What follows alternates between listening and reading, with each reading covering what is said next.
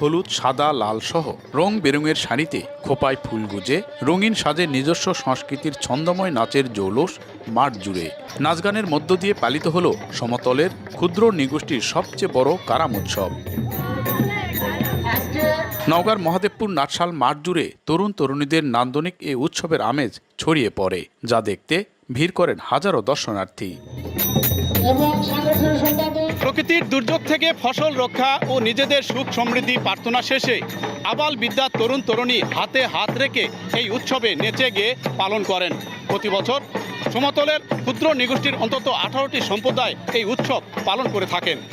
কারাম নামের একটি বৃক্ষকে ঘিরে এই উৎসবের আয়োজন। বছর ঘুরে কারামের অপেক্ষায় ছন্দময় নৃত্যের নান্দনিক উপস্থাপনে অংশগ্রহণকারীদের থাকে ভিন্ন ভিন্ন বৈচিত্র্যতা। তাদের এ সংস্কৃতি সংরক্ষণের আহ্বান বিশিষ্টজনদের। আমরা সবাই হাতে হাত রেখে সবাই নাচ করি এবং সবাই মাথায় ফুল দেয়, একই রকম পোশাক পরি। আমরা প্রতি বছর পূজায় প্রার্থনা করি যেন আমাদের সামনে বছর আরো দিন ভালো যায়। এখানে যে সমতলের যে আদিবাসী জনগোষ্ঠী আছে প্রায় 36টির মতো, সেই 36টি আদিবাসী জনগোষ্ঠী এখানে অংশগ্রহণ করে। কারাম উৎসবকে ঘিরে নাটশাল মাঠ জুড়ে বসে চুরি, ফিতা, মিষ্টান্ন সহ রকমারি দোকানের পসরা। এছাড়া শিশুদের কাছে টানতে ছিল নাগরদোলার আয়োজন। আমাদের এই কারাম উৎসবটা করার উদ্দেশ্য যে আমাদের যে ক্ষুদ্র ক্ষুদ্র জাতি সত্তা আছে এদের নিজের ভাষাকে রক্ষা করার জন্য আমরা আদিবাসীদের প্রধান উৎসব হিসেবে আমরা মনে করি।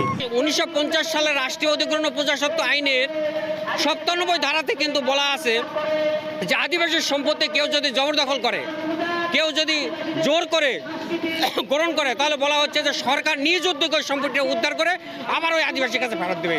1995 সাল থেকে নাটশাল মাঠে এই কারাম উৎসব পালিত হয়ে আসছে। এতে জেলার 11টি উপজেলা ছাড়াও পার্শ্ববর্তী জয়পুরহাট থেকে 24টি নাচের দল অংশ নেয়। এমআর রকি, সময় সংবাদ, নওগাঁ।